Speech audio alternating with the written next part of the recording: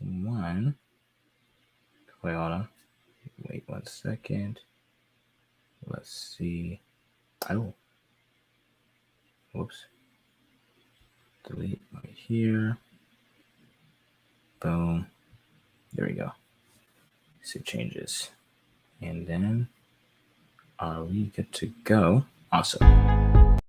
Whoops, my bad. No.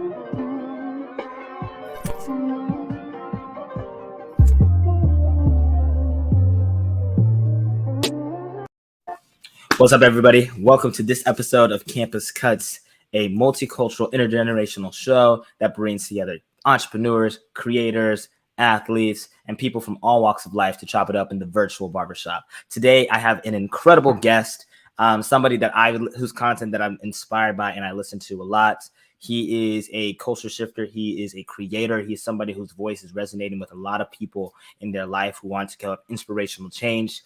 This guy is the real deal. And he has interviewed some high-profile people. He's so humble, and I'm honored to be with him on this virtual stage. Mr. Danny Miranda, welcome to the show. What an intro. I need you to come along with me whenever I enter a room.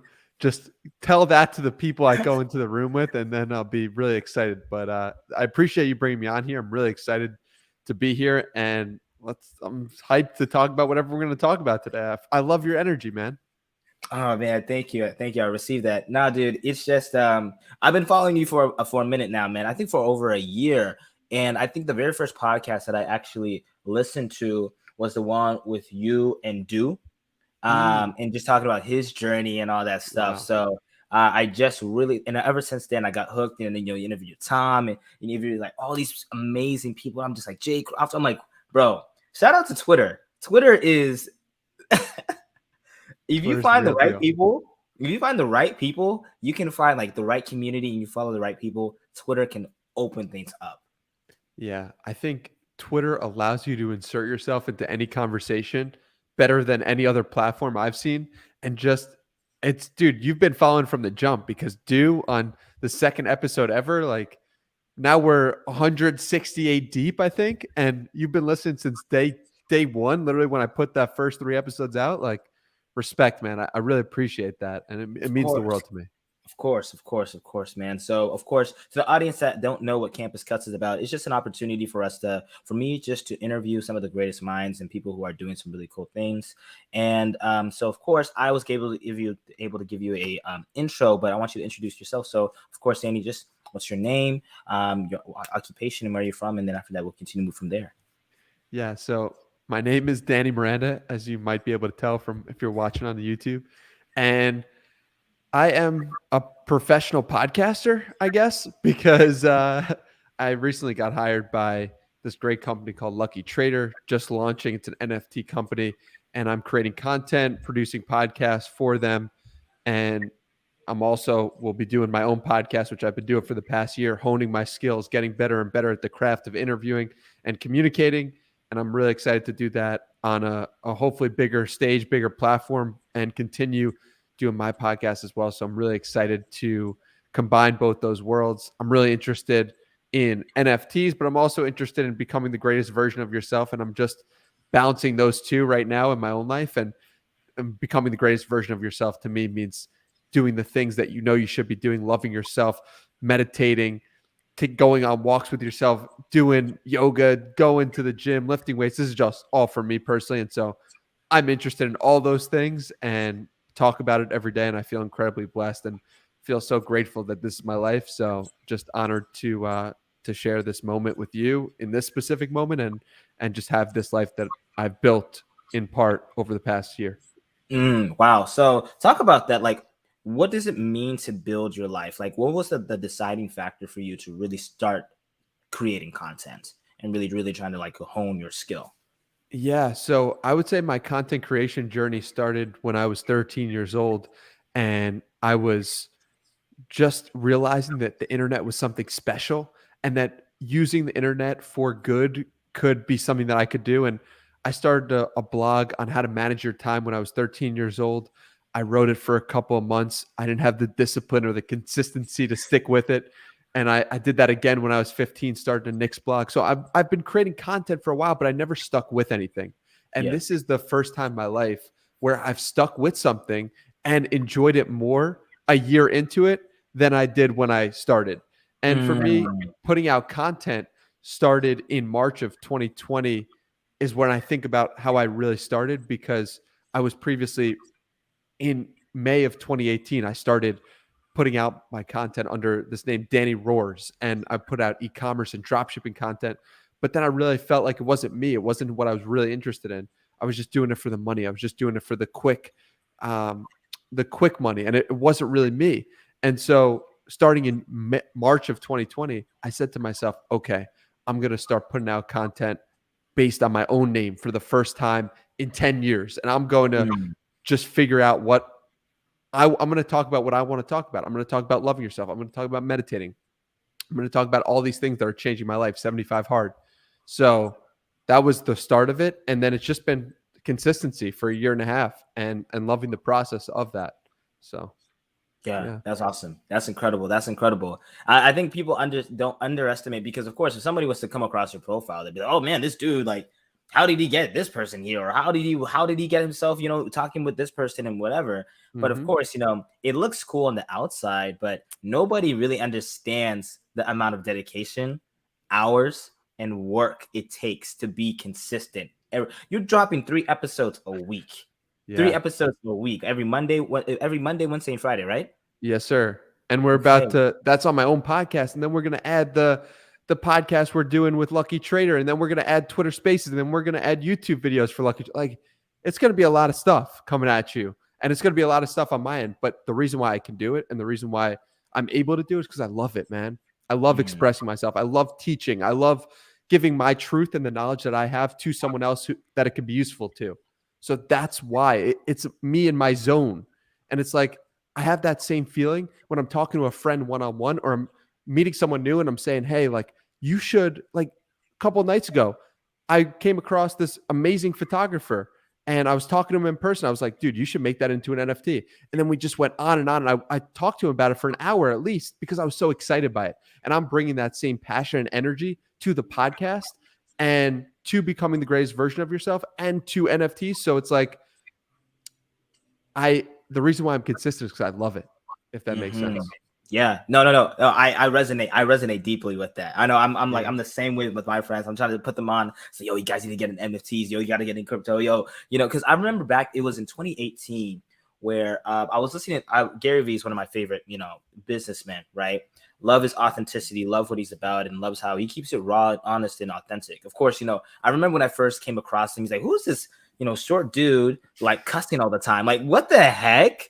And then all of a sudden, when you look deeper into his content and really see, like, it was first those snippets, right? It's the top of the funnel. And then after that, you start getting sucked into their ecosystem where you start listening to a 10-minute interview. And after that, it's like, oh man, he sat down with Nipsey, or oh man, he sat down with this player, or oh man. And then after that, you're watching the like hour and a half long speeches, right? And then so like just following that same formula. But one of the things that he really pointed out back in 2018, we said, yo, audio is the future. If you're not in audio, I don't know why, but like it seems like each and every time he tries to say something, he's more like 9 times out of 10 correct, right? Like he Mhm. has the conviction about it. He's like NFTs, social, podcasting, e-commerce, YouTube. There's something about that conviction. I feel that with you, right? So Yeah. like what was the moment, like how did you feel, or what did it take you to go have that conviction in your life? Like what were some of the small, little pebbles for you to in order to develop that? Dude, this is such a good question because my brother, I was talking on the phone and he said to me, but what you believe and what you say, you believe it so strongly. I don't believe things as strongly as you do." And I said, he's 3 years younger than me. And I said to him, "I think it's because I've lived and experienced these things. And after doing them over and over again, I am so strongly believing it, right? The reason why I can sit here and stand here and say to you today, do 75 hard, it changed my life, is because I know what it actually did to me. The reason why I could say to you, NFTs are going to be the future is because I see the smart contracts. I see what people are doing. I see the way that people are operating differently. And everything I'm saying with strong conviction is because I really believe it in my soul. And I've put in the work to believe it. And that's the same with lifting weights. It's the same with meditation. It's the same thing over and over again. I speak about what I know about, and I spent 3 months learning and researching NFTs before I even tweeted once about it. So it just really, I only speak on things I'm confident in, and that's why you see that strong conviction. If you want to start asking me about who I'm going to vote for in the 2024 election, or who I'm interested in and what the Dow future is going to do, I have no idea. And so I just stay away from those topics because I just don't know. But the things that I know, I really know, or I try to at least really know as strongly as possible, and as strongly as I possibly can. So therefore, I strongly believe it, and the conviction comes through. That's good. That's actually such a good way in order, like such a good.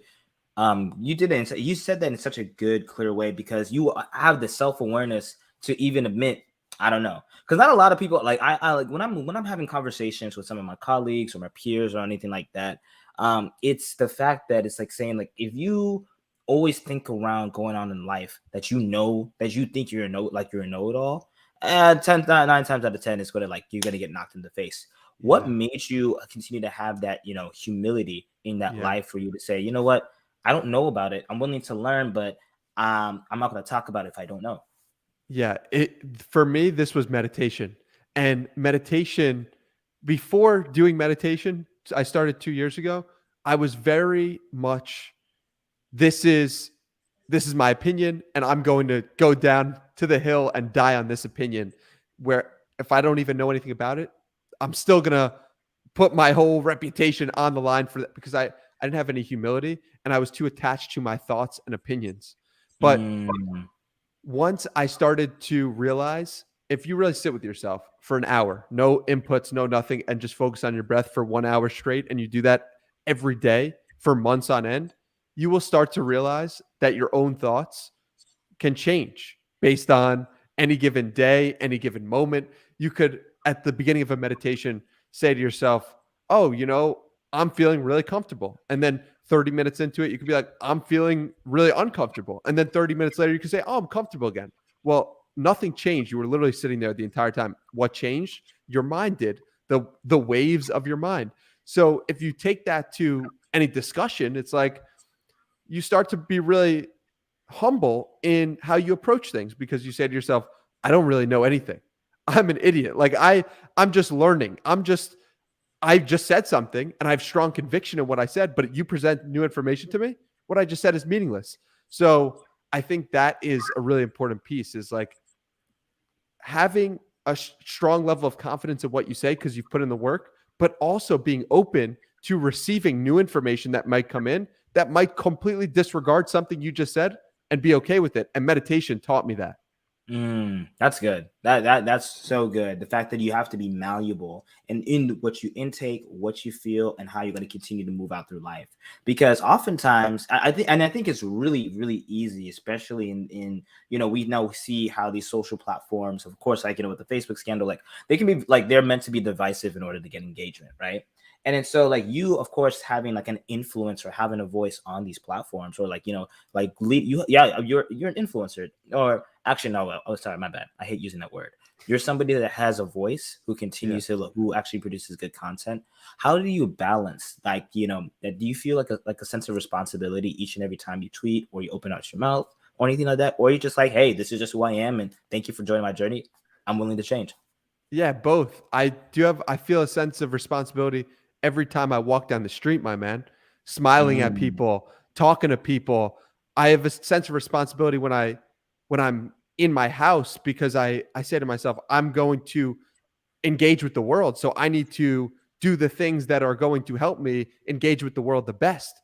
And so yeah, I do feel a sense of responsibility, but it's not necessarily tied to the fact that people follow me online. It's more tied to the fact that I know that as a human being, me doing one kind thing can lead to a ripple effect that I could have no idea where that benefit is going to go to someone I might not even ever meet. And understanding that I can always make someone's day by just smiling, asking about them, seeing how they're doing, and really connecting with them in that moment. And that's what my podcast allows me to do, is connect with people deeply in that moment. And that's what I really get a high off of. And it doesn't have to be recorded. It could be completely just a random interaction on the street or random situation. So yeah, I do feel a sense of responsibility. I also feel about that second thing you said, which is like, this is just the journey. Enjoy it. Like, I'm not trying to plan anything. I'm just trying to be, and hopefully it's useful to some person out there. If it's not, I'm sorry, but there's a million people you can follow, so it's all good. I don't feel bad about you not following me at all. So that's kind of how I balance it, and it's just like, it's a joy for me to build in public, in the sense of building this podcast, building a community of people who I vibe with and connect with, and who are on the same page, and positive people. Like, literally within, I don't know, a minute of meeting you for the first time just now, I said to myself, oh, I'm so happy this person connected with me, because it's a positive guy, good natured, like good vibes I get from even on the screen. So that's the type of person I want to be involved with. And so that's why I put out content, so that people like you can come to me, basically. Yeah, bro. It's a ripple effect. It's a cycle because Yeah. I don't know why, but it's like, yes. I mean, I think one of my best friends, I'm gonna shout him out, Caleb Mulugeta, right? I saw his content, or like, so he's a comedian. I saw some of his content, on IG. Had my old one of my former, actually one of my high school best friends, right? Middle school best friend, Sagar Shah. He went to SMU, Southern Methodist University in Dallas, right? So he had a mutual friend who was friends with Caleb, right? So I followed Caleb's journey, and just seeing how he came up with, like, going to first generation American, family's born in Ethiopia. He was born over here, grew up, went to like a predominantly white institution. After that, used comedy as his way to continue to resonate and share his experiences with people, make people laugh, make people connect. And then there was like this article of him like saying, yeah, man, I used to work at Quick Trip. But then one day I was standing there and I'm like, man, I asked him, he asked his coworker, so what do you want to do with your life? And he's like, man, I gave that up a long time ago. And that scared him. And he's like, I gotta go. And he had dreams of going to New York. He had dreams of doing comedy. And so I interviewed him for the podcast, March 2020. That was our first time like meeting, like in person, or not even like meeting. Yeah, you can like say emojis or whatever. Like, you can text somebody. But like meeting him and doing the podcast, ever since then, I'm on the phone with him every week. Went over to New York. We saw each other. Boom. Always on the call. Always just chopping about life, seeing how he's doing, see what's going on. And literally to see him live his dream.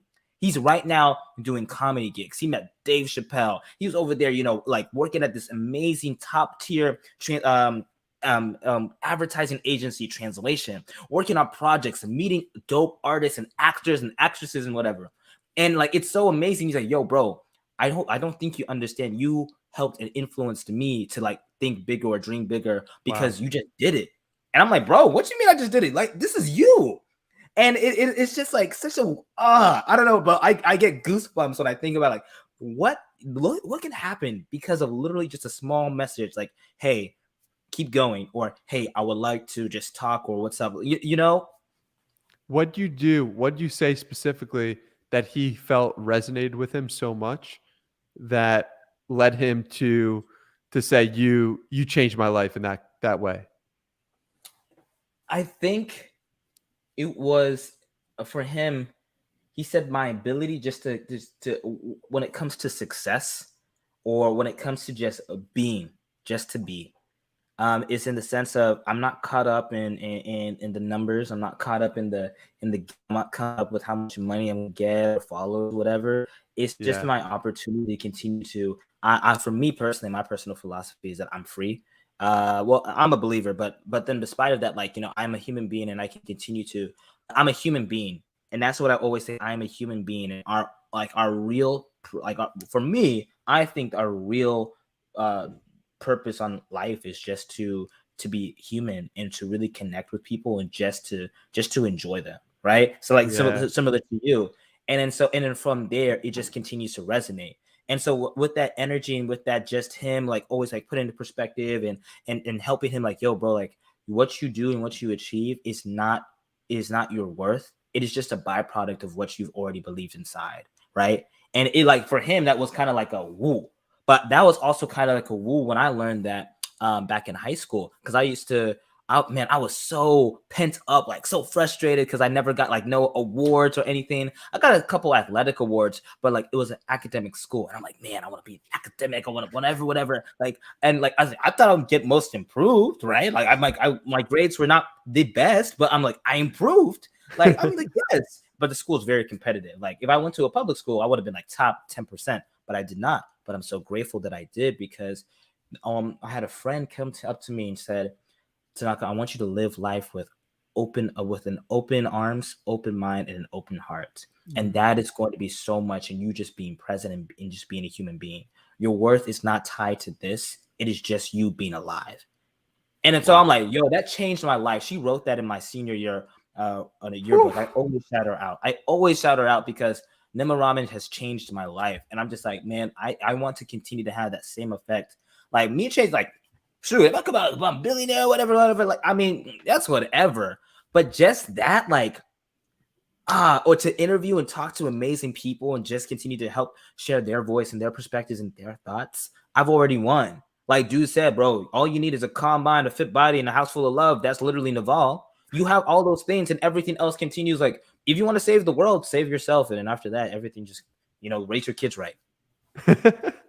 Dude, that was epic, and I couldn't agree more. I'm just hearing the same words that I say from a different person, which is so cool to hear for me personally, you know? Yeah, bro. Yeah, man. And so, like, I don't know. I have another question for you, man. That started to go off the topic. Is just like, how does it feel to not be to be interviewed, not to be doing the Mm. interviewing? Does it feel weird sometimes when people invite you to your to their podcast or stuff? Yeah, it's cool, man. I enjoy it. I enjoy both sides of it. It's all the same thing to me because it's all connecting with human beings, and that's really where I found joy in starting the podcast, which was just like connecting to a human being was how it started, and talking to strangers on the phone, unrecorded. And then I said, you know what? Why aren't we recording this? Because someone out there could gain value from it. And then I started treating it like a skill, like a craft. And from that place, you then just build and build and build. It's an exciting thing to just be a part of, and the organic nature of it. How did you start this podcast? I started this back in 2020. I had this idea since 2019. So Mhm. like how to start is like LeBron James The Shop, like the talk show The Shop, Yeah, then on yeah, yeah. Great HBO. show. I love it. Like right. Great show. So I wanted to bring that to like for my fraternity. I'm a member of Alpha Phi Alpha Fraternity Incorporated, right? So I wanted to bring that kind of same vibe, but it didn't logistic wise, it didn't necessarily work out, and I was honestly overthinking it, right?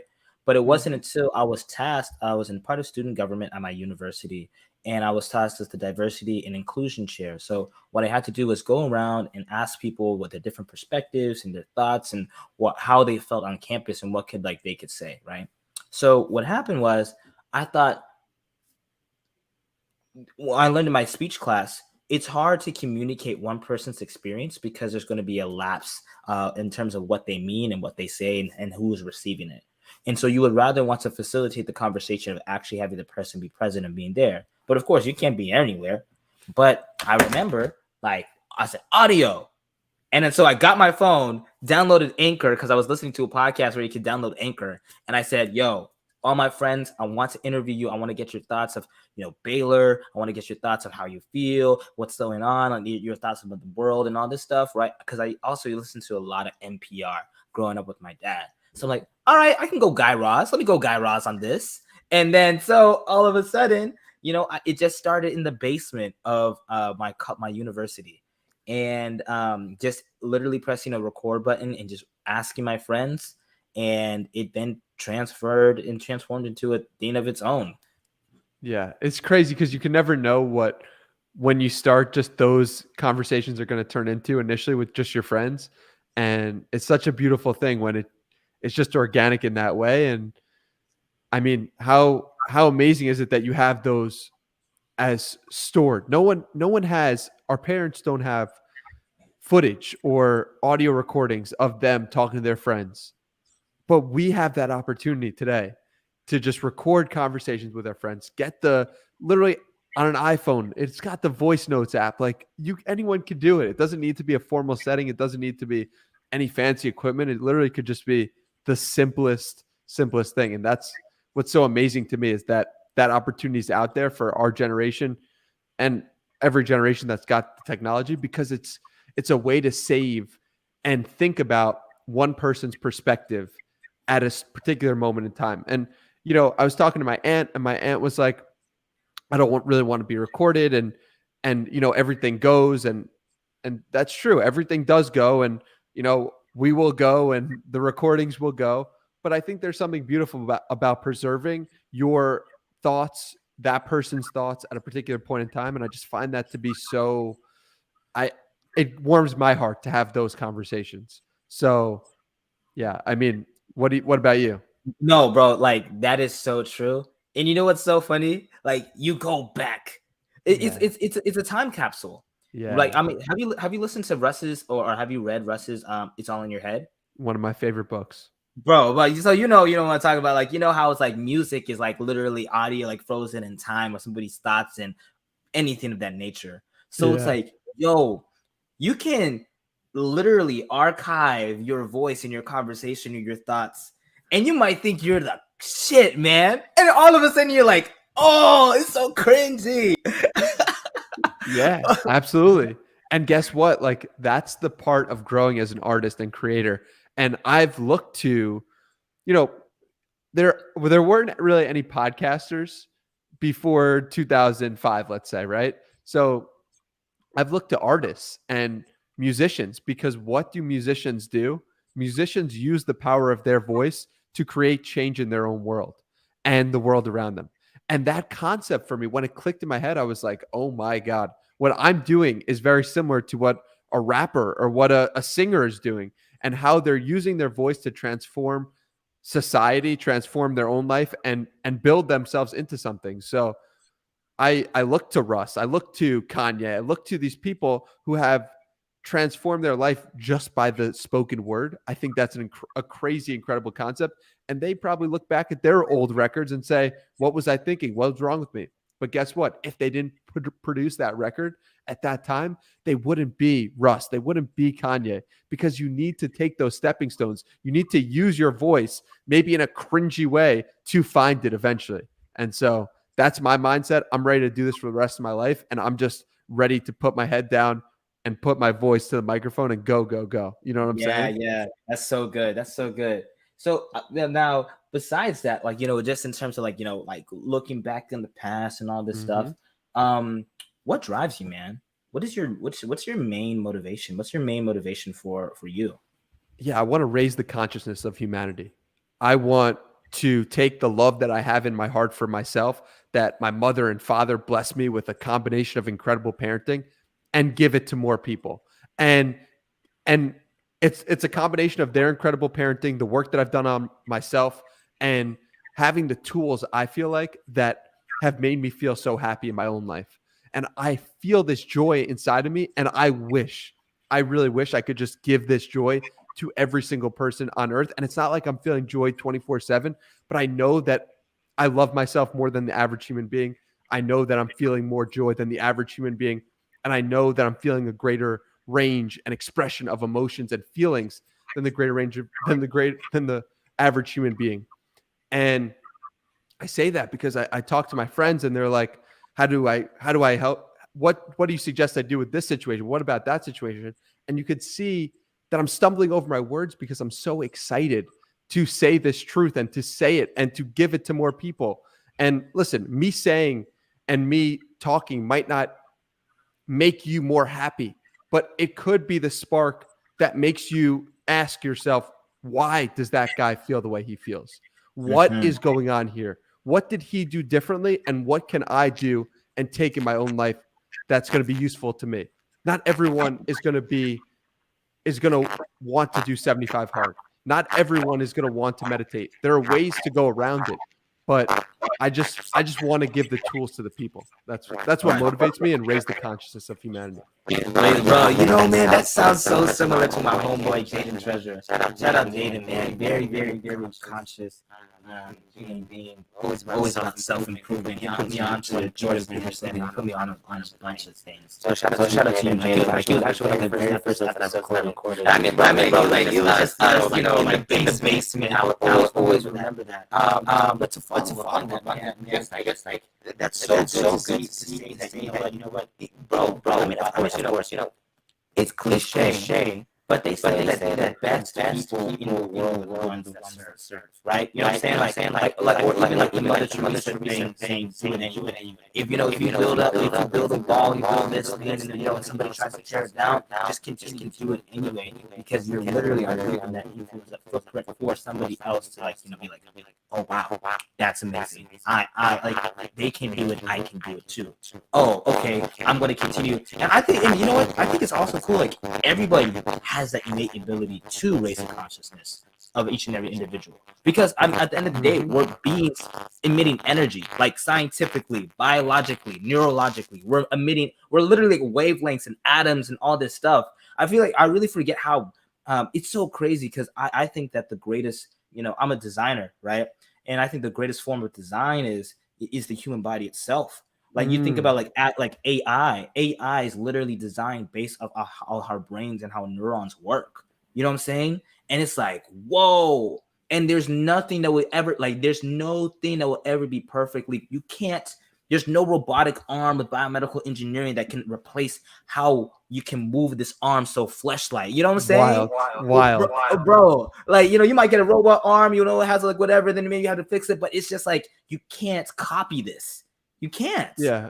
It's really crazy because I heard the other day, I don't remember where I read it, but I heard someone say, if you found a smartphone in the middle of the woods, your first thought wouldn't be, this smartphone just got here. You would think, who created this incredible device? And it's like the human being, the human body, the human mind is greater than any smartphone. And we just found it here. So it leads me to ask, at least, who created this? How did this come to be? Or what created this? But just an incredible way to frame it is like, this really is what's in our mind is the greatest invention that we know to date.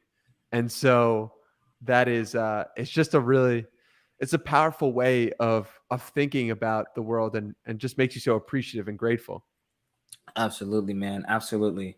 Man, that's so good. That's so good. And now with gratitude, bro, I want to pose a bigger question, and then after that, go to a more practical side for anybody that wants, since you love mindset. What does it mean? What is happiness to you? I learned this from Athlete, and I know you interviewed him too. It's like, are you happy? Yeah. Are you happy? And what does happiness mean to you? Yeah, I'm absolutely happy. And happiness to me is doing the things daily that align with the person you want to be in the future. And when those are in check, and it could be something difficult and it could be something where you're feeling struggle, but that is happiness to me. Is like, if I'm running and I want to run a marathon, well, I'm doing the things daily that align with the person I want to be in the future. So that is happiness. If it applies to podcasting, okay, I'm recording podcasts and I want to be a huge podcaster in the future. If I just want to podcast in the future because I'm enjoying it, that's happiness. We feel happiness whenever we're progressing on goals and whenever those goals are meaningful to us. So you want to make sure, or I want to make sure at least, that what I'm doing in the present aligns with who I want to be in the future, and then I feel happy. Yeah. And how do you practice gratitude? Like, what are the top 3 things or top 3 ways that you practice gratitude every day? So one thing I do is I just say I love myself over and over again. And I feel gratitude for the self, which then allows me to feel grateful for the world around me. Another thing that I like to do is say I love you in my head as I pass strangers on the street. And that's just like me feeling grateful for another human being.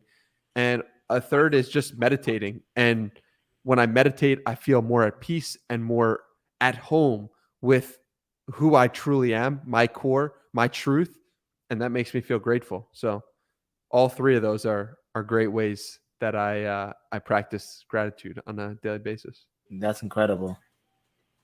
About 5 minutes. Yeah, man. So 5 minutes, right? What? What's up? Sorry, my little sister came in. You're good, no worries. Huh? Where? Oh yeah, you got to go to school. Yeah, you got to be there at 3:30, right? All right, cool. Well, there you go, man. But my apologies on that one. But dude, No, no worries. Danny, man, this was just such a powerful, like, bro. Honestly, this has been one of my favorite episodes that I've had on the podcast, man. Your energy and the way that you emit. So now, like, these are the last, big questions that I usually ask my guests. I kind of like, esoteric, whatever. So, what are three things? My first one is, what are three things that you would like to say to your 18-year-old self? To my 18-year-old self, I would say one, meditate. It might be difficult at first, but this is the single greatest habit that has changed my life. Two, lift weights. You were starting lifting weights when you were 17, but you ended up stopping when you were 18. So keep doing what you're doing on that front. And three, just love yourself, man. Like love yourself and love other people, because if you can do that and really be kind to people and really connect strongly with yourself, you can then connect strong with other human beings and just be a kind person. So Yeah, those three things I would say: meditate, lift weights, and be kind and that's love good. yourself. That's good. Um, if there's one thing that you would change in America, what would it be? I would wish that we would stop relying so much on the news. I think we get too much sense of satisfaction from proving we're right. There's so much divide in our country, and I genuinely think it could be solved by more meditation. Um, Perhaps that's narrow-minded of my 20-something-year-old self, but I really just believe that the answer is going inward, and so many people need to either meditate or go to therapy or go on walks by themselves. But when we get engaged in this battle of ego, I was engaged in it for a very long time, and I still sometimes catch myself getting engaged in it. But when I am meditating consistently, when I'm thinking about my own issues and uncovering them at a deeper level, I always feel a greater sense of peace. And if I can give that out to more people in the country, I think the country as a whole would be in a better place. That's amazing. And my last question is, what do you want your legacy to be? I want my legacy to be someone who made the world happier, healthier, and wiser, and hopefully raises the conscious of the entire humanity. And if I can start with myself by making myself happier, healthier, and wiser every single day and raising my own consciousness and tapping inward, then I will have lived a good life from my perspective and hopefully left a good legacy in some. That's incredible, man. This is my last bit of the show. It's called the Speak Life part, and this is where I get to speak life over my guests, man, because words are powerful. Danny, bro, I just met you officially. This has been such a big moment for me, man, and I just want to say, bro, this was way more than what I expected, and I'm so grateful because everybody has nobody wants to admit, but they have expectations. Okay, or you wonder, bro, like you are even more genuine on the camera and on this than you are on Twitter, right? Everybody can hide behind a screen, but your graciousness, your kindness, your flexibility and adaptability, your ability and your service-minded mindset of just want to continue to help raise the consciousness of individuals is awe-inspiring, and it continues to. I want to let you know it has kept me going, and it's kept a lot of people going. And I just want to let you know, bro, that I love you. You are loved, man, and you are super important for a bunch of young men and also young women who are out there discovering themselves and finding themselves in their 20s. You are a wise voice, brother, and I just pray that you continue to have nothing but amazing success, that you will one day be on the same stage with Joe Rogan. You one day will be able to have like a show that you're going to be hosting all these other people because of your work ethic, because it's a byproduct of your work ethic, your dedication, your consistency, and your ability to continue to share genuine energy, and love. So thank you so much for your service. Thank you so much for all that you've done. Thank you for taking your time, the most valuable asset that you can never get back, for us just to connect in person and let you know, bro, I'm always a message, email away, and I would love to support you any way possible. Thank you for all that you've done, bro. And I'm so appreciative of you, bro. Thank you. Thank you, man. And I appreciate all the kind words. And I also just want to say you're an incredible, incredible speaker. So please never let that talent and gift die or something you've built, because that is just an incredible oration you just gave. I feel like you should be like speaking on a stage to a million people, genuinely, and not just about me, just about the world in general. You have a gift, and I'm better off for having heard it. So thank you for the kind words, and thank you for sharing your gift, because you're making the world a better place by using it. I received that, bro. Where can the people find you at? At Hey Danny Miranda on Twitter, Instagram, and YouTube, Danny Miranda. Look forward to connecting with everyone. Thank you for having me, my friend. It's been a pleasure. Everybody, go follow him now, immediately, and we are out.